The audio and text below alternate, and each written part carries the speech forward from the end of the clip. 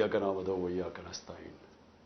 मेरे पाकिस्तानियों, आजकल एक बहुत मुनज़्ज़म प्रोपेगेंडा चल रहा है और मैं इसलिए आज आपके सामने कोई चीज़ें रखना चाहता हूं कि लोगों को ये पता तो चले कि हर चीज़ की दो साइड्स होती हैं, दो पहलू होते हैं हर चीज़ के। एक जज कभी फैसला नहीं करता जब तक वो दो साइड्स को सुन नहीं लेता। तो कौम एक जज बनी हुई है इस वक्त। कौम के सामने एक चीज़ रखी जा रही है कि तहरीक इंसाफ ने तोड़ फोड़ की, कोर कमांडर का घर जला दिया, रेडियो पाकिस्तान ने पेशावर जला दिया और नुकसान पहुंचाया। तो मैं इसके लिए चाहता था कि आज मैं आप बड़े आराम से जो मेरी साइड है, जो हमारी साइड है, वो मैं आपको बताऊं। मसला हमारा सबसे बड़ा क्या है कि जो भी तहरीक इंसाफ का कारकुन या सपोर्टर या उसका कोई ओहदेदार, तकरीबन सबको पकड़ के जेलों में डाल दिया। और अगर जो जेल में नहीं अभी तक डाले, वो सब अंडरग्राउंड चले गए, वो घरों से बाहर चले गए क्योंकि उनके घर पे छापे पड़ रहे हैं। तो इसलिए मेरा पूरा इंफॉर्मेशन लेना मुश्किल भी है। और तो जो इंटरप्शन के बाद मैं फिर आगे आता हूं, लोड शेडिंग हो गई थी। तो अब हो क्या रहा है, हमारे लिए इंफॉर्मेशन लेना बड़ा मुश्किल है। हमें इतना पता है कि 25 हमारे लोगों को शहीद किया गया गोलियां मार के। कितने 100 लोगों को, अब तक कोई फिगर है 700 लोग, जिसमें से कईयों को गोलियां लगी हुई हैं। मसला हमारा यह है कि हमें इंफॉर्मेशन आ नहीं रही, गवर्नमेंट दे नहीं रही इंफॉर्मेशन।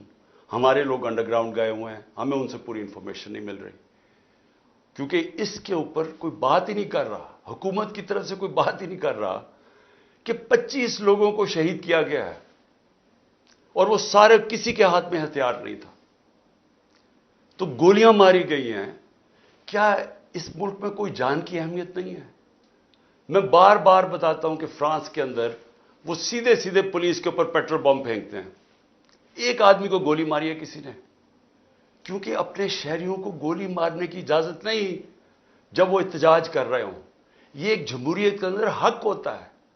हमारे लोगों को इन्होंने पकड़ा जी, जियो फेंसिंग करके हमने पकड़ लिया, तहरीक इंसाफ के कारकुन फलान जगह पे थे। भाई, जियो फेंसिंग तो ये बता रही है कि वो एक जगह के ऊपर थे। यानी अगर आपने चले कोर कमांडर के घर के सामने, तो वो जियो फेंसिंग में आ जाएगा। क्या वो ये जो तोड़ फोड़ थी इसमें शामिल थे? क्या वो आग लगाने में शामिल थे? अगर थे तो हम सबसे ज्यादा मजम्मत हम करते हैं। ये भी एक प्रोपेगेंडा कि इमरान खान ने मजम्मत नहीं की। इतना बड़ा झूठ। 4 दिन मैं बंद था, 4 दिन मुझे जेल में, मुझे कुछ पता ही नहीं था, नजर बंद था। जब मैं जेल से निकला और सुप्रीम कोर्ट पहुंचा तो चीफ जस्टिस के सामने मैंने कहा कि मैं हर किस्म की वायलेंस के खिलाफ हूं, मैं इसकी मजम्मत करता हूं। मैंने उनको बताया कि 27 साल मेरी पॉलिटिक्स है, मुझे गोलियां लगी, कभी हुआ कि मैंने अब अपने लोगों का तोड़ फोड़ करो कि जाके किसी को, मैंने नाम लिया उस ऑफिसर का, इंटेलिजेंस ऑफिसर का, जो 3 में से एक सस्पेक्ट था, जो जब मुझे गोलियां लगी। किसी ने कुछ किया? कोई सरकारी बिल्डिंग जलाई, कुछ किया?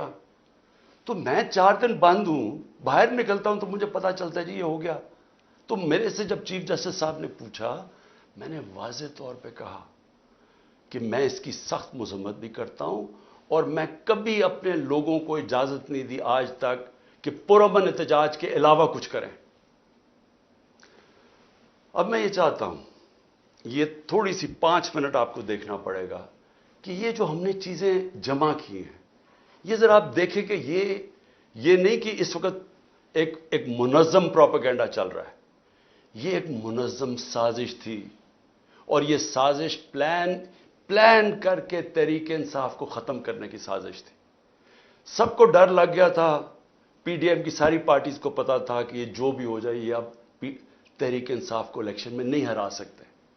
और फिर ये प्लान बना, पूरी साजिश बनी कि किसी तरह इनको कलअदम किया जाए, इनके ऊपर सारा ये जो हुआ पूरा प्रोपेगेंडा करके इनके ऊपर डाला जाए। जिस पार्टी ने 27 साल से कभी कोई آئین اور قانون کے بیچ پہ رہ کے کھیلا، اس کو ایک دم انہوں نے ایسے دکھایا کہ وہ پارٹی کوئی بڑی وائلنٹ پارٹی تھی. اور ان کی تقریریں سن لیں، ان کی بات چیت سن لیں کہ لگے گا ایسے کہ اس سے زیادہ کوئی خوفناک جماعت نہیں آئی. وہ جماعت جس کے اندر عورتیں اور بچے ہوں، وہ جماعت جس کے جلسوں کے اندر فیملیز آئیں، وہ جماعت جس کی پروٹیسٹ پہ فیملیز آئیں، وہ کبھی انتشار کرے گی؟ کبھی وہ سوچے گی جلانا اور یہ جو وائلنس ہوا ہے وہ کبھی وہ کرے گی ایسے؟ تو میں چاہتا ہوں کہ یہ ایک تھوڑی سی 5 منٹ کی فلم ہے، یہ ضرور دیکھیں کیونکہ ہم نے یہ کمپائل کی ہوئی ہے. جی میں نے یہ کہا کہ اس میں یہ چند ویژولز ہیں. خبریں تو اور بھی سارے پاکستان سے آ رہی ہیں کہ پشاور میں کیا ہوا. شاہ فرمان ہمارے مین لیڈر، پارٹی کے فاؤنڈر ممبر، ہمارا جو وزیر اطلاعات تھا شوکت یوسف زئی، وہ فاؤنڈر ممبرز. ان کو وہ کون لوگ تھے جنہوں نے پکڑ کے ان کے کپڑے پھاڑ دیے جب وہ روک رہے تھے لوگوں کو کہ نہیں آپ نے یہ لوگوں کو اشتعال نہیں دینا، ہم پرامن احتجاج کریں گے. تو وہ کون لوگ تھے؟ ہر جگہ سے ایک ہی خبریں آ رہی ہیں. وہاں میاں والی میں وہ لوگ بڑے فخر سے وہ جہاز، اس کو جہاز چوک کہتے ہیں، تو وہ جو سیبر جیٹ لگا ہوا ہے بڑے فخر سے لوگ اس کو دیکھتے ہیں. وہ ایم این اے جو ہمارے امجد علی خان ہیں، انہوں نے کہا میرے سامنے یہ لوگ آئے اور ان کے پاس کوئی چیز تھی کیونکہ وہ جل ہی نہیں سکتا تھا، وہ تو ایلومینیم تھا. انہوں نے کچھ کیا، ان کے سامنے آ کے اس کو جلا دیا. تو اس کے اوپر بہت ضروری ہے، جس طرح ساری دنیا میں ایک انڈیپینڈنٹ انویسٹیگیشن ہوتی ہے. ہم کچھ نہیں اور چاہ رہے، ہم صرف چاہ رہے ہیں کہ انڈیپینڈنٹ انویسٹیگیشن کی جائے. اور میں آج جتنی مجھے انفارمیشن ہے، اور میری 27 سال کی پالیٹکس ہے، یعنی میں اس کو کہتا ہوں 27 سال کی انصاف کی تحریک کی جدوجہد ہے، جہاد ہے.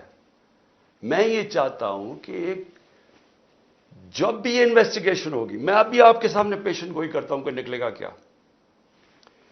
مجھے پولیس سے بھی پکڑوا سکتے تھے، میں ہائی کورٹ، اسلام آباد ہائی کورٹ کی بلڈنگ سے باہر نکلتا، وہاں پولیس ہی پولیس تھی، وہ پولیس مجھے پکڑ لیتی. ہمارے پاس تو کوئی لوگ نہیں تھے، باہر بھی پکڑ سکتے تھے.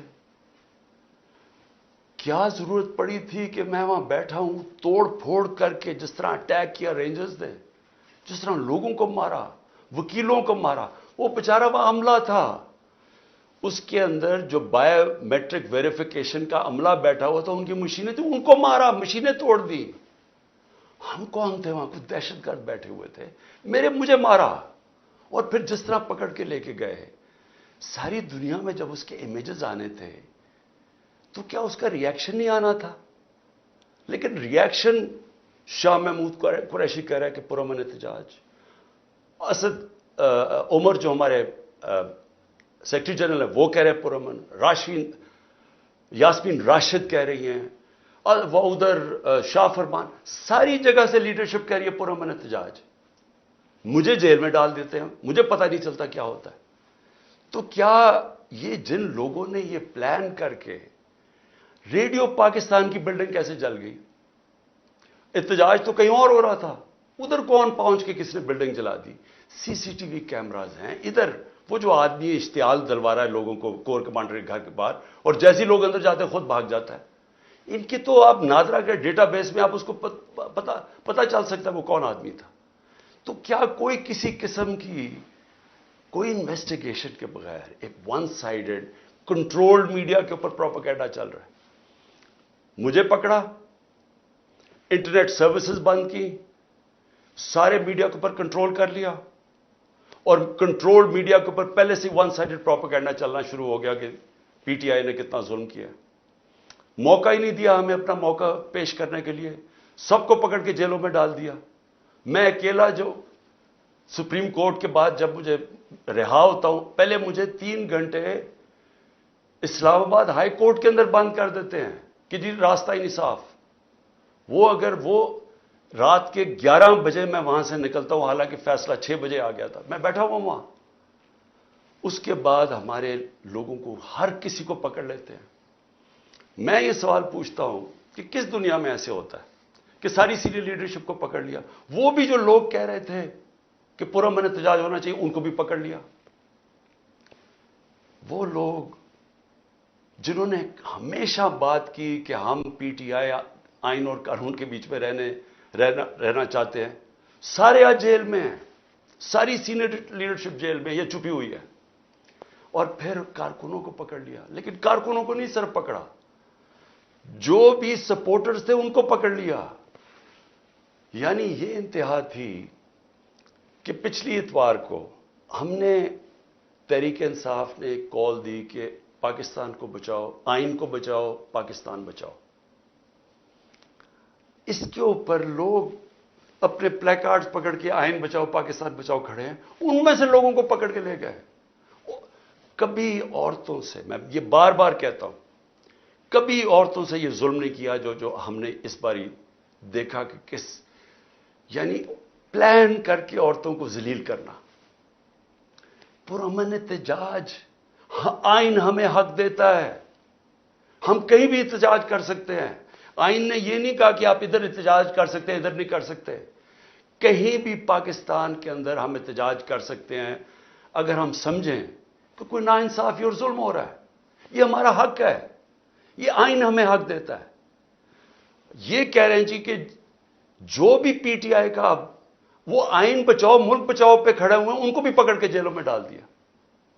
वर्कर्स को क्या कह रही थी, जियो फेंसिंग हमने की, वो लोग वहां खड़े हुए थे। लोग अगर पुरअमन एहतजाज कर रहे हैं तो वो कौन सा कानून तोड़ रहे हैं, उस पर पकड़ के लोगों को अंदर डाल दिया। लोग निकलते हैं, जेल में से निकलते हैं, अदालत जाते हैं, बेल मिलती है, पुलिस खड़ी होती है, फिर जेलों में डाल देती है। देखें, ये कोई इसलिए नहीं हो रहा कि पीटीआई ने कोई गलतियां की हैं या कुछ जुल्म किया। और मैं ये वाज़ेह कर दूं, किसी पीटीआई का कारकुन कोई जला रहा है, कुछ कानून तोड़ रहा है, गाड़ियां तोड़ रहा है, अगर उसकी तस्वीर आती है हमें बताएं, हम उसको कहेंगे कि जाके अपने आप को अदालत के सामने पेश करो। हम कहेंगे उनको जेलों में डालो, सजाएं दो। लेकिन ये तो होता ही नहीं है कि वन साइडेड एक पूरी कैंपेन चल रही है जो पीटीआई का। और अच्छा, इसमें क्या उन्होंने गलती की कि आइन बचाओ पाकिस्तान बचाओ, वो खड़े हैं दरवाजों के बाहर, वो जो एक लम्स का प्रोफेसर है उसके देखिए हाल, टांग तोड़ दी, बाजू तोड़ दिया, वो ये खड़ा हुआ फैमिली के साथ, आइन बचाओ पाकिस्तान बचाओ। ये कौन सा इसने मुल्क का कानून तोड़ा था?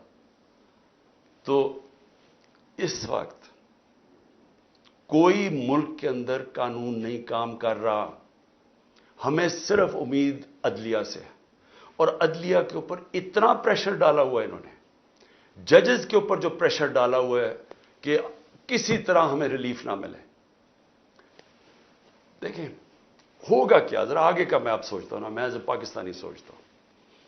अगर तो मुझे कोई ये बता दे, हमारी ये पीडीएम की सारी जमातें बता दें, हमारी इस्टेब्लिशमेंट बता दें मुझे कि जी हमें ये बताएं कि अगर अब आपने हमारे जो 2 इलेक्शंस जो होने चाहिए थे 14 मई को, एक पंजाब का और उसके बाद पख्तूनख्वा का, पाकिस्तान का आइन तोड़ा गया है, आइन टूट गया पाकिस्तान का, इन्होंने इलेक्शन नहीं करवाया, ये केयरटेकर गवर्नमेंट अब गैर कानूनी बन चुकी हैं, इनके सारे ऑर्डर्स इलीगल हैं, तो गैर आइनी तो हो गया काम, नजरिया जरूरत पे तो चल रहा है पाकिस्तान, अब आइन से तो हट चुका है। तो मुझे ये बता दें कि ये हमें कह रहे थे कि जस्टिस साहब ने कहा कि नेगोशिएट करो इनसे, हमने बातचीत शुरू की। वो कह रहे जी जब इलेक्शन होंगे, सितंबर के अंदर इलेक्शन होंगे। तो हमने कहा कि आपने सितंबर में करवाना है, अक्टूबर में करवाना है, वो आपका राइट है, फेडरल गवर्नमेंट में आप हैं। लेकिन हमारा राइट था प्रोविंसेस में, नहीं प्रोविंसेस में भी हमने करवाने। अब मैं ये पूछना चाहता हूं इनसे हम नेगोशिएट क्या करें, क्योंकि ये नेगोशिएट करना ही नहीं चाहते, क्योंकि ये चाहते ही नहीं तहरीक इंसाफ के खिलाफ इलेक्शन लड़ा जाए। इनको पता है इलेक्शंस में इन्होंने हार जाना है। सो ये जो सारा साजिश हो रही है, ये हो ही एक वजह से रही है कि तहरीक इंसाफ इलेक्शन लड़ने के काबिल ही ना रहे, और फिर ये अपनी तरह जब ये समझे कि पीटीआई अब बिल्कुल दब चुकी है, तब ये इलेक्शन करवा के जीत जाए और फिर वापस आ जाए। तो एस्टेब्लिशमेंट से भी मैं पूछता हूं कि इससे मुल्क को क्या फायदा है। चले मैं मान गया पीडीएम आ गई, वो तो अभी भी बैठी हुई है, लेकिन पाकिस्तान को इसका क्या फायदा है? क्या अक्टूबर में हमारी इकॉनमी बेहतर हो जाएगी, महंगाई कम हो जाएगी, میں سمجھنے کی کوشش کر رہا ہوں کہ کیا چینج آئے گا، کیونکہ پاکستان تو ایسے کر کے نیچے جا رہا ہے، سب کے سامنے پاکستان کے حالات ہیں. تو پاکستان کو اس کا کیا فائدہ ہے؟ آپ مجھے یہی بتا دیں کہ پاکستان کو اس کا اکتوبر میں الیکشن کا کیا فائدہ ہے. مجھے یہ بتا دیں کہ اچھا -1 کر دیں عمران خان کو، اس سے پاکستان کا یہ فائدہ ہے، وہ بھی مجھے بتا دیں، میں -1 ہونے کے لیے تیار ہوں. ملک تو نہ میرا تباہ ہو، لیکن یہ جو چیزیں ہیں یہ تو ہم وہ کہتے ہیں نا، ہم ادھر جا رہے ہیں beyond the point of no return. ادھر سے واپسی کوئی نہیں ہے.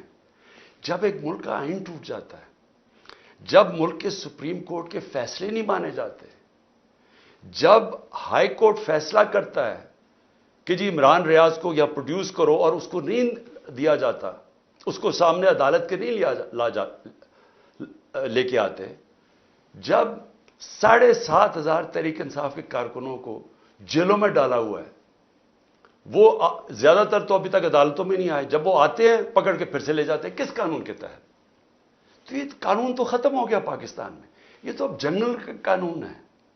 تو ادارے بھی کرش کر دیے، سپریم کورٹ کے اوپر پریشر ڈال دیا، اس کے فیصلے نہیں مانتے. 14 مئی گزر گئی، الیکشن نہیں ہوا.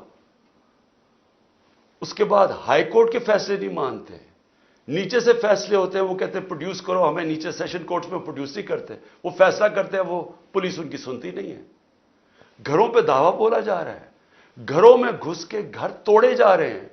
کس قانون کے تحت؟ لوگوں کے گھروں کے اندر گھستی ہے پولیس، سب گھر توڑ کے.